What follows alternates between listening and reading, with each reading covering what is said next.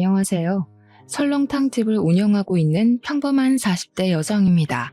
사람이 결혼을 하는 가장 큰 이유는 서로 의지하고 싶은 마음 때문인 것 같아요.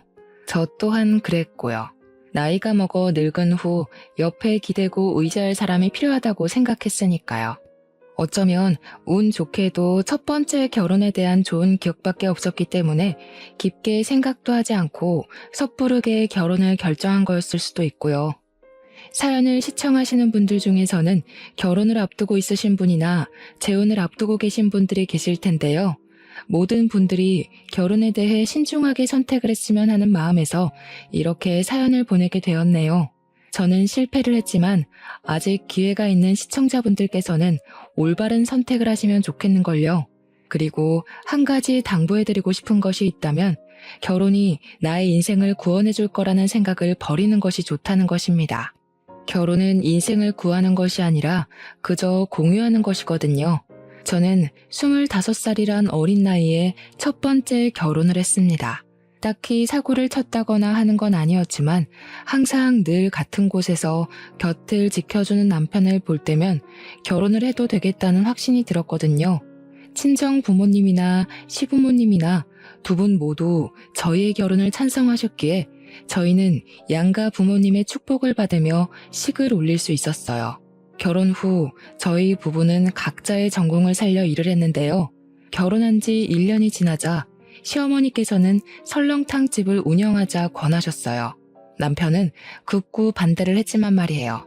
사실 시부모님께서는 50년이 넘는 시간 동안 설렁탕집을 운영하시며 남편을 키우셨어요.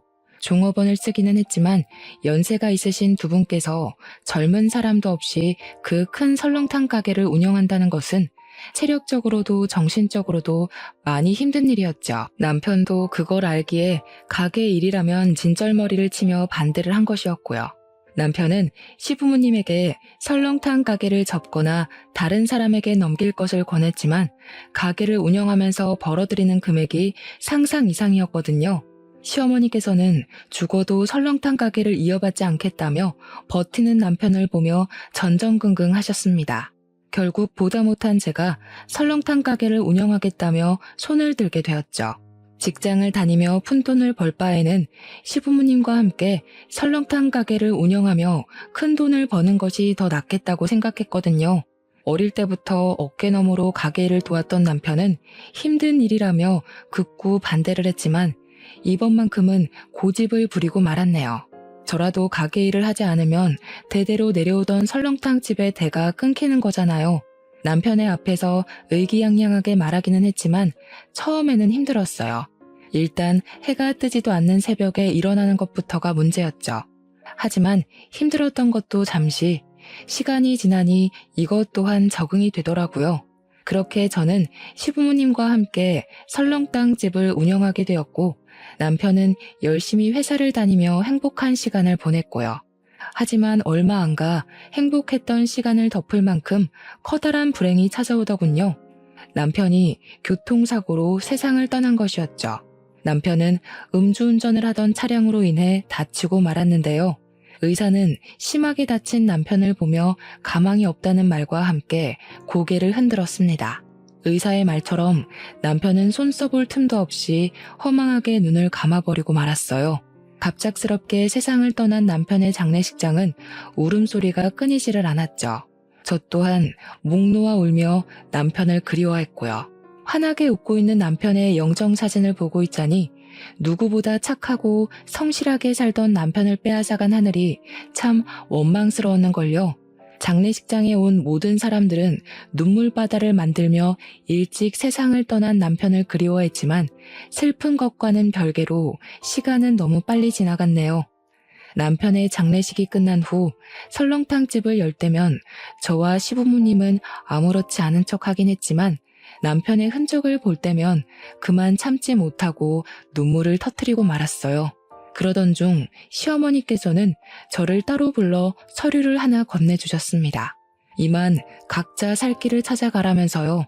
아직 이렇게 젊은데 아들 위하는 욕심 하나에 우리가 어떻게 내 앞길을 막을 수 있겠니?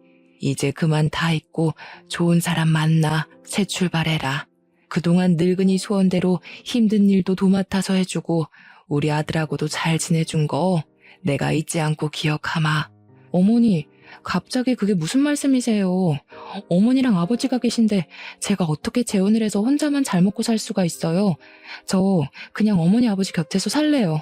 아가, 지금은 힘들겠지만 젊고 제일 예쁜 날 다시 좋은 배필 만나서 아기도 낳고 어여쁘게 살아야지. 한번 사는 인생 우리한테 얽매여서 허송세월 보내지 말고 그만 새 출발해라. 내가 사부인한테도 체면이 안 서서 그래. 이제 곁떠난 사람은 잊고 살아야지. 늙은이 마지막 소원이니 이거 갖고 좋은 사람 만나서 새 출발해라 아가. 시어머니께서는 건물에 관한 문서를 건네주셨습니다. 원치 않았던 이별이 다가와서인지 시어머니께서 저를 귀히 여겨주셔서인지 두 눈에서는 쉴 새 없이 눈물이 흘러나오더군요. 그건 시어머니께서도 마찬가지셨고요. 그 후에도 몇 번이나 시어머니에게 재혼을 하지 않겠다고 말씀을 드렸지만 시어머니는 매섭게 저를 내치셨네요. 아마 자신 때문에 제가 재혼을 하지 않을까 하는 걱정 때문이겠죠. 그렇게 저는 딸처럼 금이야 오기야 보듬어 주셨던 시부모님의 품을 떠나 새 출발을 하게 되었네요. 제일 먼저 한 것은 부동산을 찾아가는 일이었어요. 수중에 있는 금액으로 상가를 구하기 위해서였죠. 부동산에 들를 때만 해도 혹시나 마음에 드는 상가가 구해지지 않으면 어쩌나 걱정을 했지만 다행스럽게도 부동산 중개인은 저의 마음에 드는 상가를 구해주기 위해 노력했습니다. 그 덕분에 저는 힘 하나 들이지 않고 괜찮은 상가를 들어갈 수 있게 되었고요. 새로 구하게 된 상가는 위치도 위치였지만 무엇보다 친정 부모님 댁과 가깝다는 점이 참 마음에 들더군요. 가뜩이나 연이은 이별로 인해 헛헛한 속을 부모님께서 채워주시는 것 같았거든요. 어머니께서는 새로운 상가에서 카페나 꽃꽂이 가게 같은 것을 열길 바라셨어요. 괜찮은 남자를 만나기 위해서는 다른 사람들이 보기에 있어 보이는 장사를 해야 한다면서요. 어머니에게는 참 죄송한 말씀이지만 저는 애초에 남들이 다 하는 꽃꽂이나 카페 같은 걸 할 생각이 없었어요. 비록 시부모님과 이별을 하기는 했지만 50년이 넘는 시간 동안 운영하시던 설렁탕집을 저라도 대를 이어서 운영하고 싶었으니까요. 그래서 부모님의 반대도 무릅쓰고 다시 설렁탕 가게를 차리게 된 것이었죠. 간단하게 상가를 수리한 후 바로 영업에 들어가고 저는 장사가 안 되면 어쩔까 하는 걱정을 할 틈도 없이 바쁘게 움직이게 되었어요. 사람들의 소문을 듣고 전국 방방곡곡에서 찾아왔거든요. 부모님께서는 하루라도 빨리 좋은 사람 만나 재혼하길 원하셨지만 가게 일만으로도 눈코 뜰 새 없이 바빴기에 지난 3년 동안 재혼 상대를 찾기는커녕 제대로 된 연애 한 번 하지 못하고 일만 하게 되었죠. 하지만 등잔 밑이 어둡다는 말처럼 저는 3년 만에 운명처럼 다가온 사람과 새로운 인연을 시작하게 되었습니다. 바로 건물을 구해주었던 부동산 중개인이었죠.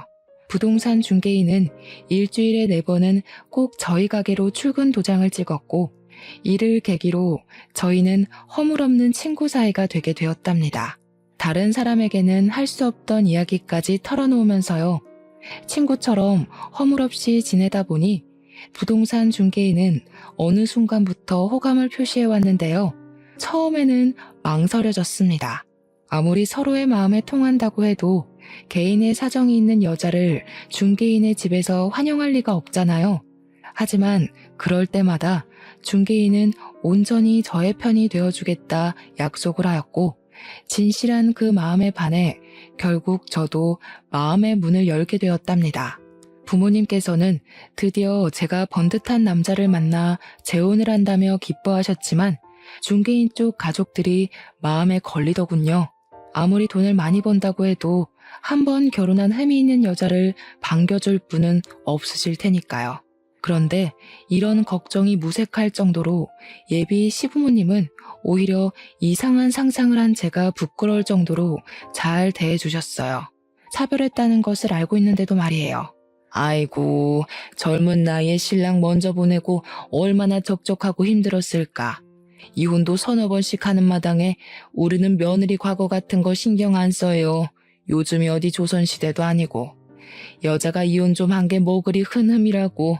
그냥 마음 맞는 사람끼리 살림 차려서 백년해로 하면 그만인걸. 이해해 주셔서 감사합니다, 어머니. 너무 큰 흠이 있어서 어머님, 아버님께서 결혼을 반대하시면 어떡하나 솔직히 걱정을 많이 했거든요. 근데 어머님, 아버님이 이렇게 따뜻하게 대해주시니 제가 괜한 생각을 한 것 같아서 참 부끄럽네요. 앞으로 결혼하고 나면 기쁜 일만큼 힘든 일도 많겠지만 그럴 때마다 어머님, 아버님처럼 현명하게 어려운 일 헤쳐나가도록 하겠습니다.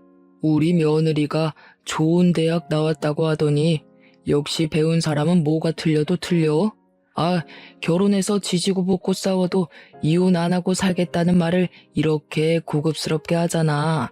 안 그런가, 임자? 당신, 괜히 결혼도 안 한 애들 앞에서 입방정 떨어서 집안 망신시키지 말고 점잖게 좀 있어요. 결혼도 안 한 마당에 시아버지가 무게도 없이 촐싹거리면 며느리가 당신을 뭐라고 생각하겠어요? 제발 채통 좀 지켜요. 우리 이이가 아가씨 같은 며느리 볼 생각에 기뻐서 호들갑을 떤 거니까 너무 안 좋게 생각하지는 말아요. 알았죠? 그럼요. 오히려 아버님께서 워낙 밝으셔서 좋은걸요. 제가 기준 씨도 잘 만났지만 어머님, 아버님 같이 다정하고 쾌활하신 분과 가족이 될 수 있어서 참 다행인 것 같아요. 그럼요. 우리 집이 돈이 없어서 그렇지 화목하기는 얼마나 화목한데. 아가씨는 우리 집에 시집 온 걸 감사하게 생각해야 된다니까. 어머님, 아버님을 보니 이 사람과 결혼을 결심하길 참 잘했다는 생각이 들었어요. 아무리 남편이 좋다고 해도 시부모의 등살 때문에 부부의 인연을 다하지 못하고 헤어지는 사람들이 얼마나 많은데 저희 시부모님께서는 힘이 있는데도 불구하고 흔쾌히 저를 가족으로 받아주시니 참 감사한 일이었죠. 결혼을 한 후에는 하루하루가 행복했습니다. 남편과 함께 신혼을 즐기고 있자니 오랫동안 잊고 있던 행복감이 물밀듯이 밀려왔는걸요.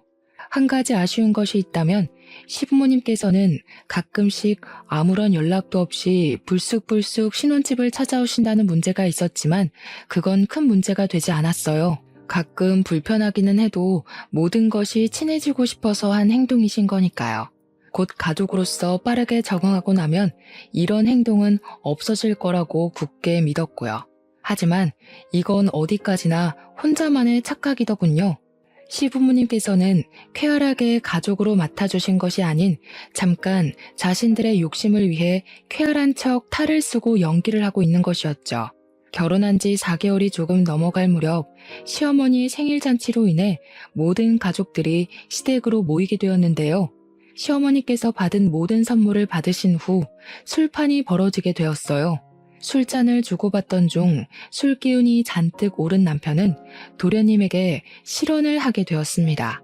설렁탕 가게를 운영하며 얼마를 벌어들이는지 대략적인 수입을 공개해버린 것이죠. 남편의 입을 막아보려 했지만 한번 뱉어진 말은 다시 주워 담을 수가 없었고 수입 이야기를 들은 도련님은 두 눈을 동그랗게 뜨며 놀란 표정을 지었네요. 아마도 평범한 설렁탕 가게를 운영하면서 대기업에 다니는 자신보다 경제적으로 더 풍족할 줄은 몰랐던 모양이었어요. 약간의 정적이 있은 후 도련님은 농담 반 진담 반으로 툭툭 농담을 던지기 시작했죠. 기분 좋은 농담이었다면 저 또한 웃는 낯으로 대했겠지만 도련님이 건넨 농담은 상당히 기분이 나쁘더라고요. 시댁 식구들이 다 모인 자리에서 전 남편의 이야기를 꺼내니 기분 좋게 대하는 것이 더 이상한 거잖아요. 이야, 우리 형수님 지금 보니 완전 날로 먹으면서 돈 버시네. 요즘 사람들 설렁탕이라면 잘 먹지도 않아서 간신히 입에 풀칠이나 하고 사실 줄 알았거든요. 의외네요. 힘 하나 안 들이고 떼돈 벌 줄 알았으면 나도 뼈 빠지게 공부해서 취업하는 게 아니라 설렁탕집이나 여는 건데. 말 나온 김에 나도 회사 때려치우고 설렁탕 가게나 하나 차릴까 봐요. 제대로 된 대학도 안 나온 형수도 이만큼 돈 벌어서 먹고 사는데 나라고 못할 건 없잖아요? 역시 우리 아들은 좋은 대학을 나와서 그런가 머리 하나는 기가 막히게 좋다니까. 여자 혼자 일하는 게 얼마나 힘든 일인데. 아가, 이참에 내 시동생한테 가게를 맡기는 게 어떻겠니? 원래 장사든 큰일이든 남자가 나서서 해야 잘 되는 법이잖니. 물론 여자 혼자서 그 큰 가게 운영한 것도 참 대단한 일이긴 하지만 그래도 가게 명의는 남자 이름으로 되어 있어야지. 그래야 무슨 일이 생겨도 든든한 남자 뒤에 숨어서 덕을 보지 않겠어? 그럼 저희 가게를 도련님 명의로 바꾸라는 말씀이세요? 그래, 갑작스럽겠지만 시간 지나고 보면 이 시엠이 말대로 하길 참 잘했다고 생각할 거다. 지금이야 너희 부부 사이에 애도 없으니 처녀 때랑 똑같이 식당 운영할 수 있다고 쳐도 애 낳고 살림하다 보면 그게 어디 쉬운 일이니? 집안일 하면서 애 보기도 벅찰 텐데 나중에 절절 매면서 일면식도 없는 사람한테 가게 맡겨서 홀랑 사기당하는 것보다 가족한테 맡기고 편하게 식당 일 봐주면서 월급 받아 먹는 게 좋지.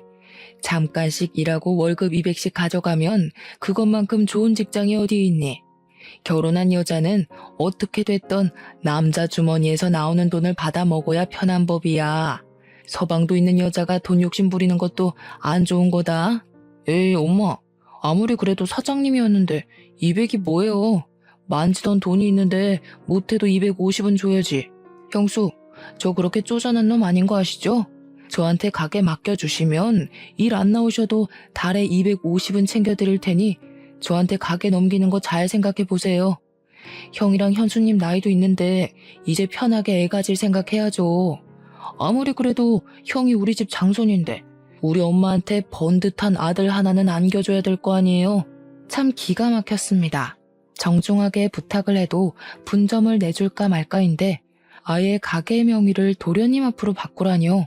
실망한 것도 한두 가지가 아니었지만 그 중에서도 제일 기가 막힌 것은 아이를 낳으면 당연히 육아는 엄마의 몫이라고 생각하는 시어머니의 행동이 제일 어이가 없었네요. 아이를 낳는 것은 부부 두 사람의 노력으로 이루어지는 건데 아이를 키우는 것은 온전히 엄마만 해야 된다니요. 말이 안 되잖아요.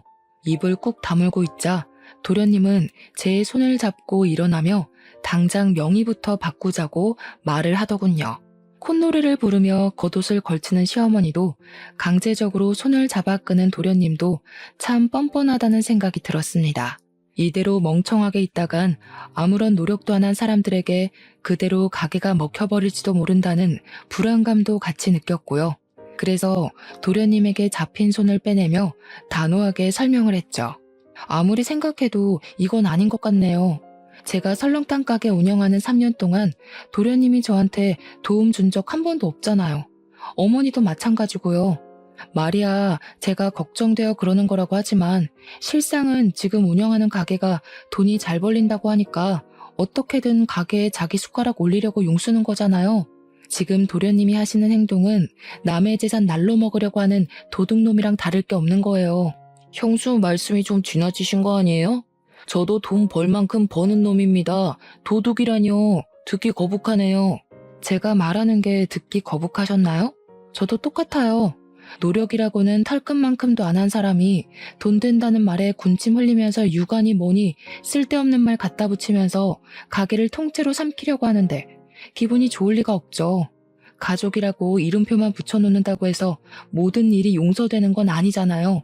아가, 너 지금 시애미도 있는데 시동생한테 그게 무슨 말버릇이냐? 도련님한테 버릇없이 굴었던 건 사과드리겠지만 어머니께서도 다 가족이 되는 과정에서 겪는 문제라고 생각하고 너그럽게 이해해 주세요. 피 섞인 가족들끼리도 돈 때문에 싸우는 세상에 피 한 방울 안 섞인 가족끼리 돈 문제 가지고 싸우면 얼마나 보기 흉하겠어요. 조금 정없이 들릴 수도 있겠지만 이렇게 선을 그어놔야 나중에 돈 문제로 얼굴 붉힐 일이 없죠. 계획대로 가게를 갖지 못해서인지 아니면 자신의 잘못을 꼭 집어 민망했기 때문인지 시어머니와 도련님의 얼굴은 붉게 상기되어 있었습니다. 결혼한 지 1년도 안 된 며느리가 자신들에게 따박따박 말대답을 할 줄은 꿈에도 몰랐겠죠. 하물며 저는 한 번 결혼을 했다는 흠까지 달고 있었으니까요. 저 또한 시댁 식구들과 얼굴을 보고 부딪히며 돈 문제로 싸우고 싶지는 않았어요. 하지만 처음부터 허술한 모습을 보인다면 다음에는 더 큰 것을 바랄 게 틀림없었기에 어쩔 수가 없었는걸요. 도련님과 싸움이 있은 후 저를 대하는 시부모님의 태도는 전과는 많이 달라졌습니다. 설거지조차 하지 못하게 하셨던 시부모님께서는 소위 말하는 시자 노릇을 하기 시작했거든요. 밤 11시가 넘는 시간에 자신의 다리가 아프다는 이유로 차로 1시간이 넘게 가야 하는 시댁으로 저만 부른다거나 허락도 없이 집에 들어와 살림살이에 대한 꾸중을 늘어놓는 행동을 서슴없이 하셨죠. 이쯤 되면 왜 이혼을 하지 않고 살았냐고 물어보실 텐데요. 이유는 간단했습니다. 시댁 식구들 사이에서 남편은 갈등을 중재하기 위해 부단히 노력을 했으니까요. 하루하루 살얼음판 같은 시간을 보내던 중 도련님께서도 결혼을 하며 아파트로 이사를 가기로 했는데요. 아쉽게도 1억이 모자라 평수가 작은 집으로 이사를 가야 된다고 하소연을 하더군요. 그 말을 듣자마자 시어머니는 점수를 딸 수 있는 좋은 기회라며 당장 통장을 털어 1억을 보태라고 말씀을 하셨고요.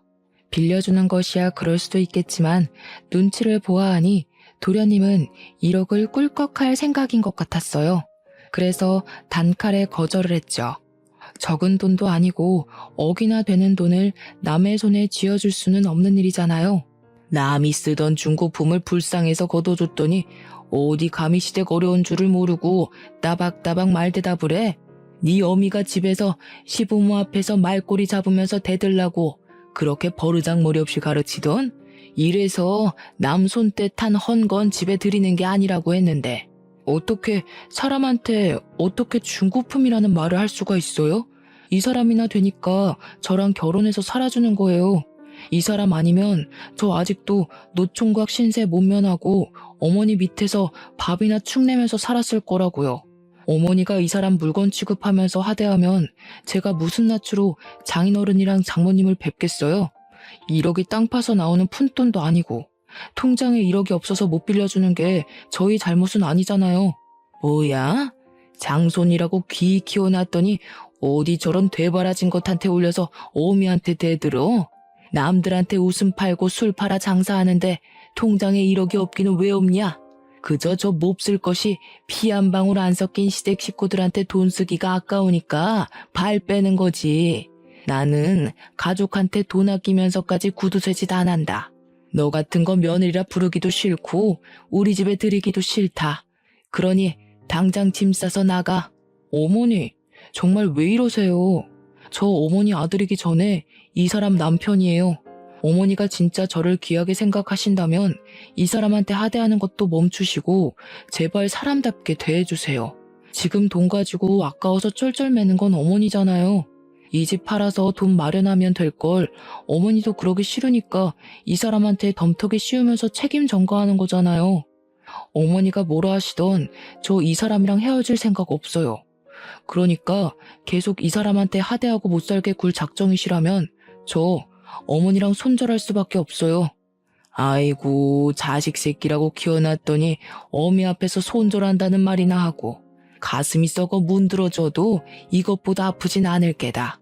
저 방자한 것이 뭐라고 속닥거렸기에 이 어미한테 손절을 한다는 얘기가 나와? 남편은 급기야 손절 이야기까지 꺼내며 방패막이 되어주더군요. 그런 남편의 모습을 보며 참 고맙다고 미안하기도 했네요. 저와 결혼하지 않았더라면 남편이 시어머니와 틀어질 일도 도련님과 얼굴을 붉히며 싸울 일도 없었을 테니까요. 시댁 식구들과 크게 싸운 후 남편은 정말로 시댁의 발길을 끊고 생활을 했어요. 제 입에서 먼저 시댁에 가자는 말을 할 정도로 남편은 시댁과 담을 쌓고 살았어요. 오죽하면 고집 센 시어머니와 도련님이 먼저 연락을 해 사과를 할 정도로 남편은 참 단호했죠. 시댁 식구들이 아무리 뭐라고 해도 상관없었습니다. 남편은 언제나 든든한 방패막이 되어주었으니까요. 시댁 식구들이 뭐라고 하던 든든한 편이 되어주는 남편이 있으니 결혼 생활을 하는 동안 크게 불편한 점은 없었어요. 그렇게 저희 부부는 한동안 잔잔한 시간 속에 여유로운 신혼생활을 즐길 수 있었네요. 하지만 사람이 살면서 계속 좋은 일만 있을 수 없듯이 저희에게도 문제는 찾아왔어요. 전세 사기가 극성을 부리며 부동산 중개업 일이 이전처럼 수입이 나오지 않는 것이었죠. 중개업 일은 생활비를 간신히 충당할 정도로 사정이 안 좋아졌고 남편은 다른 일감을 찾아 일을 하게 되었는걸요. 막노동 일로 힘들어하는 남편에게 가게를 같이 하자고 제안을 했는데요. 그렇게 되면 부부끼리 같이 할 시간이 줄어든다며 고개를 흔들더군요.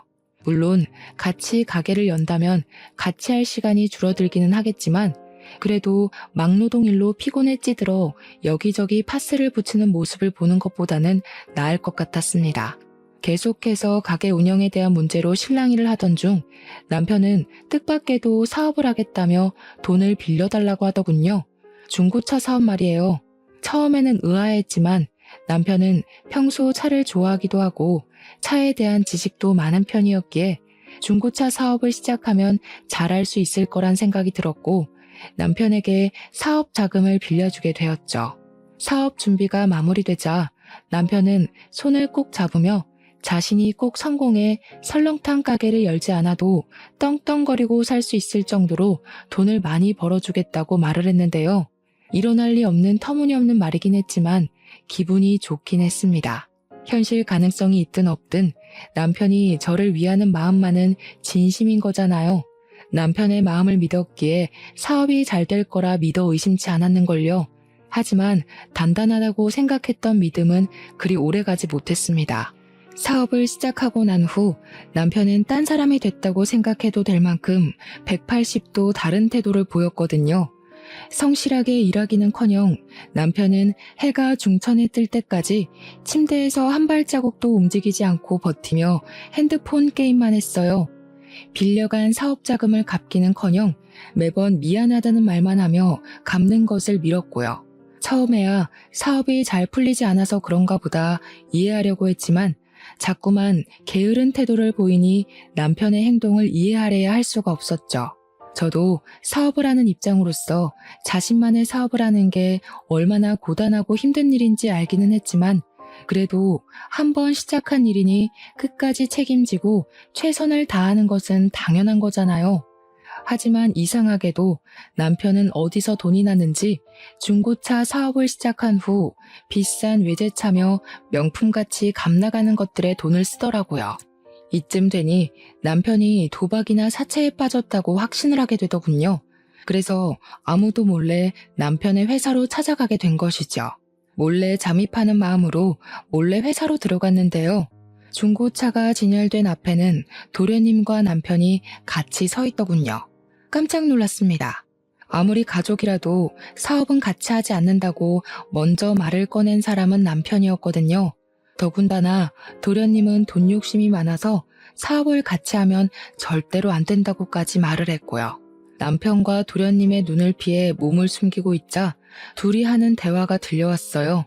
대화를 엿들을 생각은 아니었지만 거리가 가까운 편이라 그런지 둘의 대화는 너무 선명하게 들려왔습니다.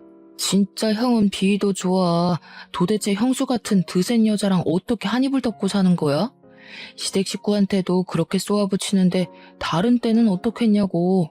솔직히 나는 형수가 전에 한번 갔다 오기도 했으니까 우리 집에 바싹 엎드려서 자기 간이랑 쓸개도 다 내주면서 살 줄 알았다? 엄마도 그거 보고 형이랑 형수 결혼시킨 거잖아. 근데 웬걸 발톱만한 일에도 손해보려고 하면 발작을 일으키면서 난리를 피우는데 어우, 나는 억만금을 준다고 해도 형수 같은 여자랑 못 살아.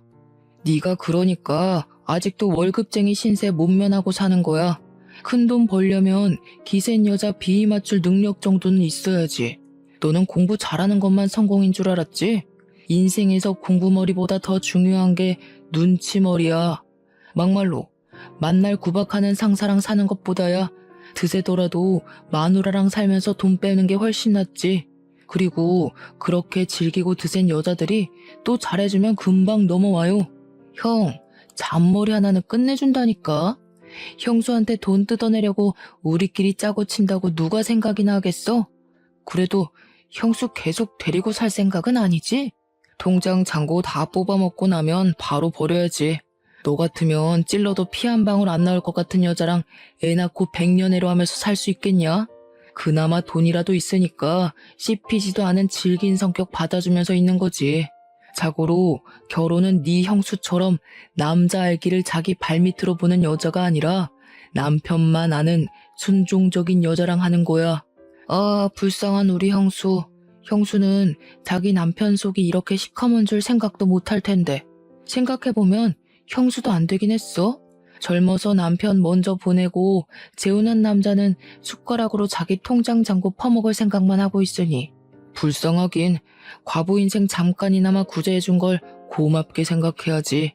입을 틀어막으며 튀어나오려는 목소리를 참기는 했지만 두 눈에서 흘러내리는 눈물까지는 어쩌지 못했는걸요. 진실된 남편의 행동을 보고 결혼을 결심한 것인데 그 모든 것이 다 돈을 노리고 한 가짜였다뇨. 믿을 수가 없고 믿고 싶지도 않았습니다. 하지만 남편은 계속해서 도련님과 대화를 하며 현실을 부정한 기회조차 주지 않더군요. 물 밀리듯 덮쳐오는 배신감에 치가 떨리기도 하고 한편으로는 아무런 의심 없이 남편을 믿은 스스로가 너무 바보같이 느껴지기도 했네요.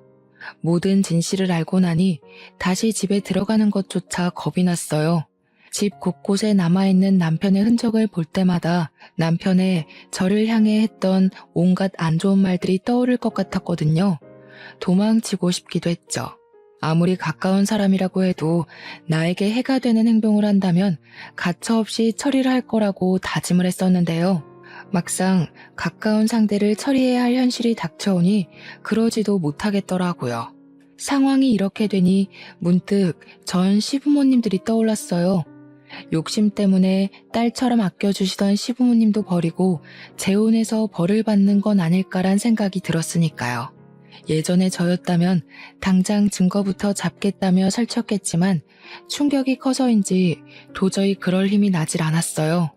복수를 하기는커녕 밥을 넘기는 것조차 힘들어 한동안은 죽만 먹어야 했죠.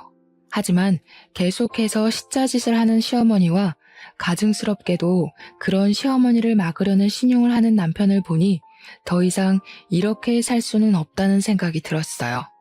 그래서 그때부터 이혼 전문 변호사를 고용해 이혼 준비를 시작한 것이죠. 이혼 소송을 걸자마자 남편은 팔짝 뛰며 가게로 달려왔습니다. 신발도 짝짝이로 신고 말이에요. 갑자기 이혼이라니. 여보, 왜 그래? 혹시 준경이랑 같이 사업하는 것 때문에 화나서 그런 거야? 그런 거라면 내가 사과할게. 나는 당신이 준경이를 너무 싫어하니까 같이 동업하는 거 말했다가는 너무 싫어할 것 같아서 비밀로 한 건데 당신이 싫다고 하면 준경이한테 당장 사업에 손 떼라고 할게. 당신은 내가 언제까지 당신 소나기에서 놀아날 거라고 생각했던 거야? 내가 그렇게 바보 천치로 보였어? 식구들이랑 짜고 치면서 앞에만 가리고 연기하면 내 돈 다 뜯길 때까지 속아줄 줄 알았냐고. 당신 연기 실력 끝내주더라. 아주 감쪽같이 속았어. 조금만 더 했으면 진짜 통장에 있는 돈다발을 그냥 갖다 바칠 뻔했잖아.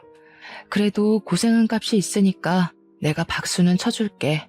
가족끼리 역할 분담하고 연극하느라 얼마나 힘들었겠어? 그러지 말고 당신네 식구들 이참에 배우로 직종을 바꿔봐. 사람 하나 바보 만들 정도로 실력이 훌륭하신 분들인데 대한민국 배우 생활 하나 제대로 못하겠어? 오, 연극이라니? 당신 꿈꿔? 도대체 무슨 말을 하는 거야? 이렇게까지 말하는데도 남편은 딱 시치미를 떼더군요. 그 모습이 얼마나 가짠턴지 실소가 새어나올 지경이었어요. 한편으로는 안타깝기도 했죠. 조금만 더 애를 썼다면 재산이고 가게고 홀랑 넘겨주었을 테니까요. 저한테는 참 감사한 일이었죠. 남편이 멍청한 덕에 가게는 물론 통장까지 지킬 수 있었으니까요. 저번에 회사 갔을 때 당신이랑 도련님이 얘기하는 거 들었어. 기세고 남편 위할 줄 모르는 여자랑 백년해로 하기 싫다며 원하는 대로 당신 놓아줄 테니까 지금이라도 말 잘 듣는 고분고분한 여자 찾아봐. 당신 연기 실력이면 그런 여자 하나 꼬시는 건 일도 아니잖아. 돈 좀 있다고 해서 흠 있어도 데리고 살려고 했었는데 이런 식으로 나오면 재미없지. 돈이라도 없으면 내가 당신같이 남 손 탄 여자랑 왜 사는데? 이혼? 나도 당신 같은 여자랑 살기 끔찍해서 지금 당장이라도 이혼하고 싶어. 근데 당신한테 쏟아부은 시간이 아까워서라도 그냥은 못 헤어지지. 나도 변호사 선임해서 재산 분할 값은 톡톡히 받아낼 테니까 두고 봐. 나야 다른 여자 만나서 재혼하면 그만이지만 결혼을 2번씩이나 실패한 당신한테는 나랑 헤어지고도 기회가 있을지 모르겠네. 이혼녀 꼬리표가 시간 지난다고 사라지는 것도 아니고 주제 파악을 이렇게 못해서 되겠어? 당신 같은 사기꾼한테 내 재산 뜯겨가며 말년에 돈 없어서 절절거리는 것보다야 이혼녀 꼬리표 달고 마음대로 돈 쓰면서 인생 즐기면서 사는 게 훨씬 낫지. 그리고 자기만 고고한 척 깨끗한 척 하지 마. 나한테 이혼녀 꼬리표가 붙었으면 당신 이마에는 사기꾼이라고 써붙여져 있으니까. 뭐야? 이제 이혼해서 서방이고 뭐고 눈에 뵈지도 않는다 이거야? 지금까지 사기꾼보다 더한 인간을 남편이라고 한 입을 덮고 자면서 내 돈으로 사업까지 차려줬는데 눈에 뵈는 게 있겠어? 혹시나 딴 말 할까봐 말하는 건데 나 당신한테 빌려줬던 사업 자금 무조건 받아낼 거고 위자료도 청구할 거야. 어이구, 돈도 많으신 양반이 그깟 5천만 원이 아까워서 소송을 건다고? 나는 가만히 있을 것 같아? 판사가 남편을 2번이나 갈아치우는 당신 편을 들어줄지 아니면 당신같이 드센 여자 만나서 고생한 순진한 내 말을 들어줄지 어디 두고 보자고. 어디 판결이 사람 얼굴 보고 나니? 쓸데없는 소리 하지 말고 위자료나 준비해놔. 그리고 남이 쓰던 거 가져다 쓰는 건 당신 특기잖아. 그래서 나랑 결혼도 하고 남의 타던 중고차도 가져다가 파는 거지. 남이 쓰던 흠 있는 여자 주워서 결혼했다고 신세 탓하지 말고 제발 주위를 돌아봐. 당신 눈이 남이 쓰다 버린 중고품 정도밖에 안 돼서 그런 거니까 오히려 본색을 드러낸 남편에게 고마웠습니다. 덕분에 아무런 미련 없이 이혼 소송을 준비할 수 있었으니까요. 이혼 소송을 하며 저희는 별거를 하게 되었는데요. 눈치를 보니 남편 또한 변호사를 만나고 있는 것 같더라고요. 이혼 소송을 하는 것은 생각보다 힘든 일이었습니다. 상대방에게 이혼 책임이 있는 것과 별개로 재산이 많은 쪽이 재산 분할을 해줘야 했거든요. 남편도 이걸 노리고 더 많은 재산 분할을 갖기 위해 애를 쓰는 것 같았어요. 참 괘씸했죠. 아무런 노력도 없이 시댁 식구들 앞에서 몇 번 연기를 한 것이 전부인데 재산을 나눠달라고 하다뇨. 기부를 할지언정 절대로 남편에게 재산을 나눠주고 싶지 않았습니다. 그래서 많은 돈이 깨지는 것을 감수하면서 몸값이 비싸기로 유명한 변호사를 고용한 것이죠. 이혼 소송을 시작한 후 시어머니께서는 직접 설렁탕 집까지 찾아와 행패를 부렸네요. 이혼한 주제에 방자하게 자기 아들에게 이혼 소송을 걸었다면서요. 가게 일을 도와주시던 부모님께서는 행패를 부리는 시어머니를 보며 옷소매를 걷어붙이셨는데요. 저는 화를 내는 부모님을 말렸어요. 아무리 화가 난다고 하더라도 이혼을 하기 위해서는 증거를 남기는 것이 제일 중요하잖아요. 시간이 지나고 시어머니에 이어 시아버지까지 합세를 했습니다. 결국 거세지는 난동에 부모님은 가게 문을 박차고 나가 화를 내셨죠. 도대체 딸 교육을 어떻게 시켰길래 이혼녀 딱지단 주제에 우리 아들한테 이혼을 요구한답니까? 사부인은 애한테 시댁 식구들을 발밑으로 봐도 좋고 자기 인생 구해준 남편한테 막대해도 좋다고 가정교육을 그렇게 개같이 가르치셨습니까? 아이고, 누가 들으면 그쪽 아들은 아주 대통령감인 줄 알았게요. 돈도 못 벌어서 마누라 등골 빼먹는 비렁뱅이보다야 이혼녀가 100배 1000배 낫죠. 이제 보니 이서방만 뻔뻔한 게 아니라 사부인네 가족 전체가 아주 얼굴에 철판을 깔았네요. 그게 아니면 가족끼리 똘똘 뭉쳐서 사람 하나 속여먹는 몰상식한 짓은 안 할 테니까요. 아무리 돈이 좋다고 해도 그렇지 어떻게 다른 사람도 아니고 며느리 돈을 뺏어갈 생각을 하세요? 사돈같이 돈에 눈 멀어서 몰상식한 행동하는 사람들 때문에 대한민국의 시어머니들이 다 욕먹는 거예요. 이 여편네가 진짜 보자 하니까 이래서 가정교육이 중요하고 하는 건데 어미나 딸년이나 독종이 따로 없으니 어디 우리 아들이 숨막혀서 살겠습니까? 당신 딸년이 우리 아들이랑 살겠다고 해도 내가 반대할 거니까 당장 돈이나 내놔요. 말씀하시는 거 하곤 참 기품이 넘치십니다. 사돈, 자기 마음에 안 든다고 욕이나 찍찍 뱉어대시고 어디 계속 상스러운 말씀만 해보세요. 그럴수록 사돈 이미지만 깎아내려지는 거니까. 그리고 왜 우리 딸이 그쪽 아들한테 돈을 줘야 됩니까? 먼저 사기꾼처럼 우리 딸 돈 가져가겠다고 사기친 사람이 누군데? 지금 이렇게 멀쩡한 남의 가게에서 시위할 게 아니라 나가서 휴지 쪼가리라도 주우면서 푼 돈이라도 버세요. 우리 딸한테 위자료 내려면 그쪽 아들 수입 가지고는 턱도 없을 테니. 저 옆에 내가 어디 감히 그 더러운 주둥이로 우리 아들 이름을 올려? 어디 내가 가만히 있을 것 같아? 시어머니는 그기야 손톱을 세우고 어머니에게 달려들기까지 했습니다. 시아버지와 아버지가 아니었다면 몸싸움이 크게 벌어지고도 남았을 만큼 시어머니는 격한 감정을 주체하지 못하고 있었어요. 시어머니는 시아버지에게 잡히고도 정신을 못 차리고 씩씩거리며 화를 냈는데요. 저는 그런 시어머니 앞에 고개를 숙이고 큰 절을 올렸네요. 재산 분할 문제로 골머리를 썩고 있었는데 이렇게 몸소 나서주시니 감사해서 제가 뭐라 드릴 말씀이 없네요. 어머님이 저희 가게 와서 깽판만 안 쳐주셨어도 그이한테 갈 재산이 좋기 30%는 넘었을 텐데 어머니 덕분에 이제 그이를 땡전 한 푼 안 드리고도 쫓아낼 수 있게 됐으니 제가 감사하다는 말씀을 안 드릴 수가 없네요. 어머니, 큰돈 나가지 않게 힘써주셔서 정말 감사드립니다. 이렇게까지 해주시다니 감동입니다. 뭐? 우리 아들을 땡전 한 푼 안 주고 쫓아내? 걷어준 은혜를 원수로 갚아도 유분수지. 어디 감히 건드릴 게 없어서 귀한 우리 장손을 건드려? 지금이야 네가 이긴 것 같지? 두고 봐라. 다시는 두 다리 뻗고 못 자게 만들어줄 테니까.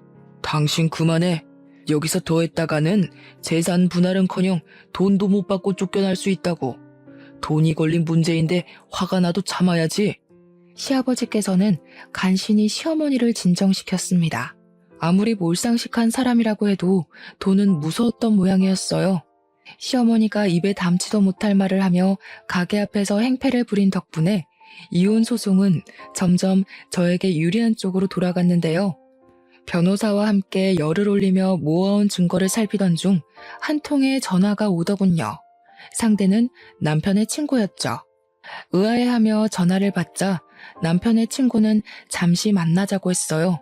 일단 만나기로 한 장소로 나가기는 했지만 그래도 머릿속에는 계속 의문이 들었네요.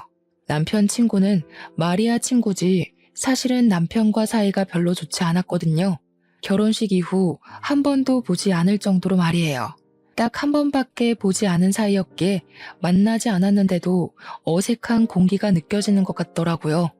그런데 남편 친구를 만난 순간 그런 시시한 어색함 따위는 금세 잊고 말았습니다. 남편 친구는 다짜고짜 고개를 숙이며 제발 도와달라고 부탁을 했으니까요. 처음에는 당황스러워 어쩔 줄을 몰라 했지만 숨겨진 사정을 듣고 나니 남편 친구의 행동에 고개를 끄덕이게 되었어요. 사실 남편이 도련님과 운영하는 중고차 사업은 둘만 하는 것이 아니라 전과가 있는 깡패들과 함께하는 것이더라고요. 합법적인 방법으로 사업을 했다면 괜찮겠지만 문제는 남편이 하는 일이 합법적이지 않다는 것이었죠. 남편은 중고차를 사고 파는 과정에서 나이가 어린 사람들을 중심으로 폭행과 협박을 서슴지 않으며 자기들이 편한 대로 이득을 취한 것이죠. 강력계 형사로 일을 하고 있는 남편 친구는 사촌 동생을 통해 우연히 알았던 거고요. 남편은 친구의 사촌 동생에게 자신이 했던 대로 깡패를 동원해 반협박식으로 폐차 직전에 중고차를 비싼 가격에 팔아버렸거든요. 모든 사실을 알고 나니 남편을 절대 용서할 수 없었어요. 한 점 부끄러움 없이 번 제 돈으로 다른 사람에게 피해를 주며 돈을 벌다뇨. 그건 물건을 팔고 합당한 이득을 취한 것이 아니라 그저 무력을 사용해 돈을 빼앗은 거잖아요. 남편 친구를 도와주기로 한 후 바로 택시를 타고 남편 회사로 향했습니다. 차를 타고 간다면 남편에게 덜미가 잡혀 증거를 잡기는커녕 오히려 역효과가 나타날 수도 있으니까요. 그런데 뜻밖에도 남편이 불법적인 일로 돈을 벌고 있다는 증거보다 먼저 알게 된 중요한 사건이 있었어요. 바로 남편이 다른 여자와 외도를 저지르고 있다는 것이었죠. 남편은 제가 와 있는 줄도 모른 채 다정하게 내연녀와 깨어는 채 비싼 외제차를 타고 어디론가 향하더군요.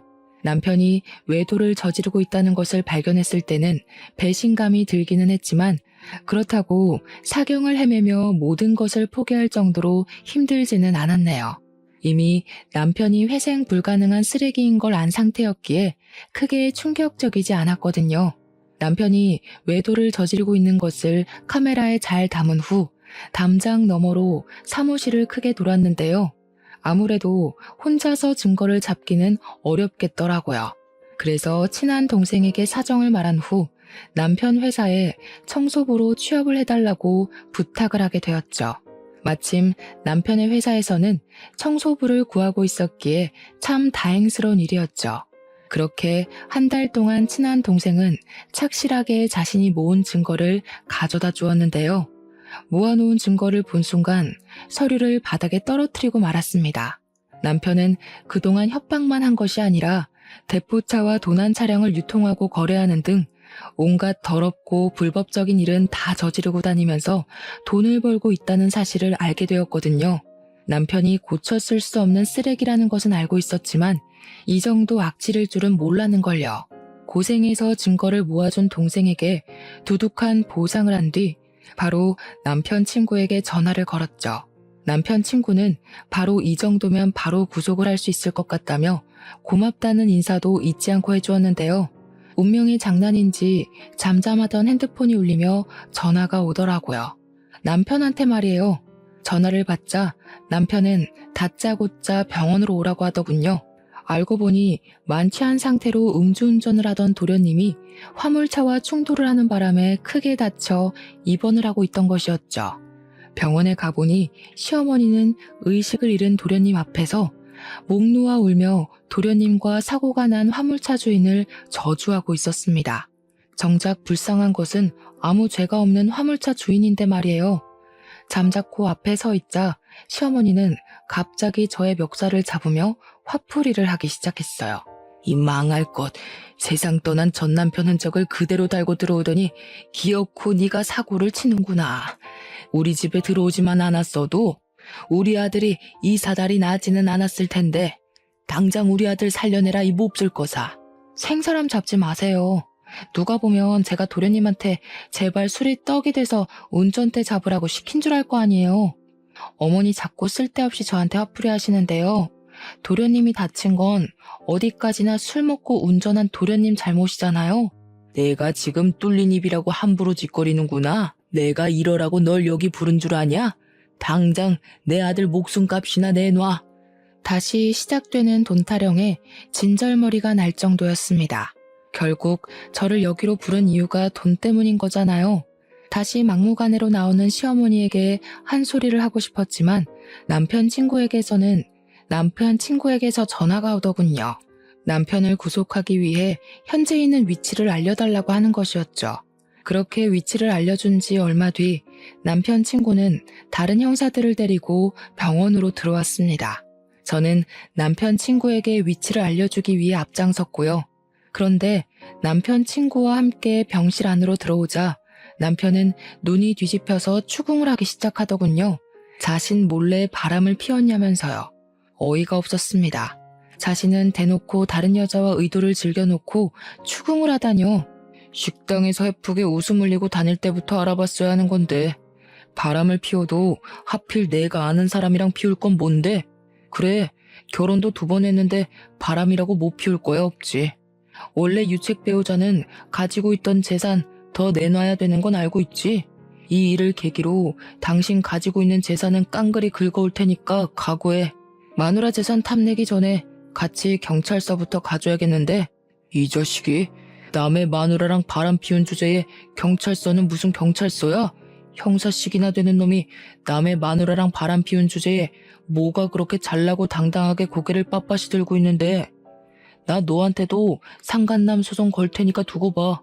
남편 친구는 아직도 정신을 차리지 못하는 남편을 한심하게 쳐다본 후 밖에서 대기하고 있던 형사들을 불러 남편의 손목에 수갑을 채우게 했습니다.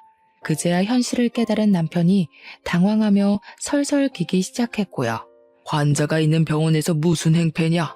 형사라는 자식이 어디 죄 없는 내 아들 손목에 수갑을 채워? 죄를 지었으니까 수갑을 차는 거죠. 불법적인 일하면서 남의 눈에 피눈물 나게 했는데 이 정도 수갑 차는 거야 대수도 아니죠. 남편 친구는 그동안 남편이 저질렀던 모든 악행을 간단하게 설명했는데요. 그 말을 듣자마자 시어머니와 남편은 금세 바닥에 무릎을 꿇으며 싹싹 빌기 시작했습니다. 제발 감옥에 가지 않을 수 있게 도와달라면서요. 나 이대로 감옥 가면 당신한테 위자료 주기는커녕 빌렸던 돈 원금도 못 갚을지 몰라. 우리 사이가 틀어져서 이혼하는 건 맞지만 당신 돈은 지켜야 할 거 아니야. 그러니까 비싼 변호사 써줄 거지? 내가 정신 나갔다고 원금보다 비싼 돈 발라가면서 당신한테 비싼 변호사 붙여주게? 왜? 그동안 깡패들이랑 순진한 젊은 애들 협박해서 돈 맛볼 때는 이렇게 수갑차게 될 거라고는 생각도 못했나 보지? 쓸데없는데 힘 빼지 말고 그냥 조용히 가서 죗값이나 달게 받아. 그게 당신이 할 수 있는 유일한 속죄의 길이니까. 아이고 아가, 작은 애도 사경을 헤매는 와중에 우리 장손까지 없으면 나는 어떻게 살라고. 이 늙은이 마지막 소원이라 생각하고 제발 도와주렴. 내가 이렇게 싹싹 비마. 어머니, 남들 괴롭히고 죄지은 게 어머니가 무릎 한번 꿇는다고 해서 없어지는 건 아니잖아요. 어머니가 저한테 맨날 하시던 말씀 있잖아요. 제대로 교육도 못 받아서 이혼도 2번씩이나 하고 사는 거라고. 어머니도 마찬가지세요. 어머니가 아들을 양심 없게 키우신 덕분에 이 사람 죗값 받는 거니까 업보라 생각하고 너무 억울해하지 마세요. 시댁 식구들은 뒤늦게 잘못을 빌며 바닥에 엎어졌지만 이미 늦은 후였습니다. 남편은 조사를 받은 후 6개월간의 사업정지와 2천만 원의 벌금형이 내려졌죠. 남의 돈을 빼앗은 악질짓을 해놓고 고작 벌금형으로 끝난다는 것이 화가 나더군요. 하지만 벌금형을 받은 후 중고차 사업은 망하기 직전까지가 정리가 됐으니 죗값을 받은 셈이긴 했지만요. 사업을 접은 후 남편은 툭 하면 가게를 찾아와 2번 이혼 후 혼자 살면 안 좋은 점들을 나열하며 재결합을 요구하는데요. 차라리 사람들의 손가락질을 받으면 받았지 죽었다 깨어나는 한이 있더라도 남편과 다시 잘해볼 생각은 손톱만큼도 없습니다. 애원이 통하지 않자 남편은 시부모님까지 데리고 와 같이 엉터리로 적힌 각서를 내밀며 다시 잘해보라고 말을 했어요. 각서에는 2번 다시 시댁과 연락하지 않겠다는 내용이 적혀 있었고요. 아들이 재결합하지 않는다고 하자 쪼르르 달려와 같이 무릎을 꿇기까지 하는데 시댁과 연을 끊고 산다니 절대 지켜지지 않을 내용이었죠. 자꾸 가게 찾아와서 영업 방해할 시간 있으면 나가서 돈이라도 벌어. 나한테 빌린 돈 아직도 안 갚았잖아. 위자료에 빌린 돈을 갚을 게 한두 가지가 아닌데 태평하게 무릎이나 꿇고 있으면 어떡해. 나는 당신한테 10원 한 장까지 다 받아낼 거니까 소송 걸리기 싫으면 가서 돈이나 벌어. 아무리 내가 잘못을 했다고 해도 같이 산 세월이 있는데 이 정도 잘못은 눈 감아줘야 되는 거 아니야? 앞으로 내가 잘할게. 인생에 딱 한 번 있을 실수라고 생각하고 제발 받아줘. 지금 당신을 다시 받아주면 이 일을 시작으로 사는 내내 사고치고 돌아다닐 텐데 내가 뭐가 아쉬워서 당신이 질질 흘리고 다닌 뒤치다거리만 하고 살아야 되는데 나 이래야 되니까 쓸데없는 소리 하지 말고 당장 나가. 자꾸 가게 앞에 버티고 서 있으면 당신 친구 부를 거야?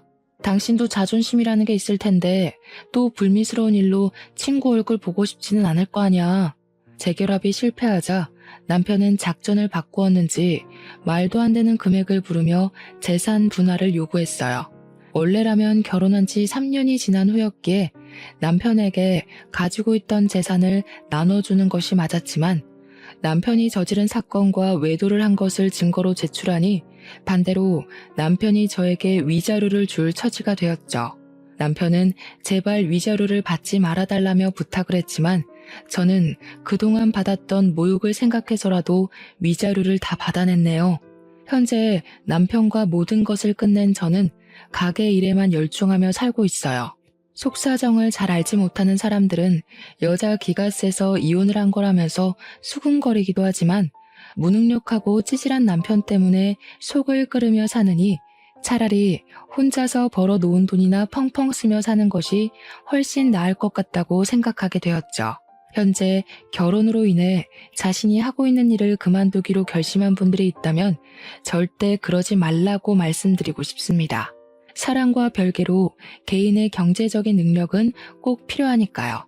비록 저는 결혼에 실패했지만 결혼을 앞두신 시청자분들께서는 꼭 행복한 결혼 생활을 하시길 진심으로 바랄게요. 그럼 지금까지 저의 이야기를 들어주신 시청자분들에게 감사의 인사를 올리며 마침표를 찍도록 하겠습니다. 사연을 들어주신 시청자분들 진심으로 감사드립니다.